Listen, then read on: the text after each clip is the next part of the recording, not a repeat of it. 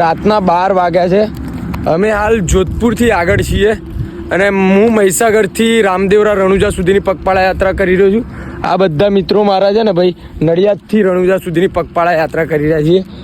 આ બકરો જે મેલડી માતાનું વાહન કહેવામાં આવે છે કે માતાના પર સવાર થઈને નીકળતા હોય છે.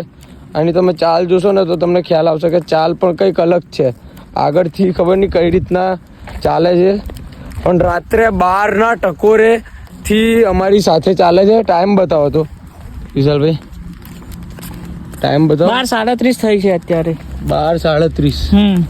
12:37, અડધો કલાક ઉપર થઈ ગયું છે અને જોડે જોડે ચાલે છે. એક સિંગ છે, એક જ સિંગડું છે ભાઈ, એક જ સિંગ. અને સમજો કે પોખરણ હજી અમે પહોંચવા આયા છીએ, પહોંચ્યા નથી.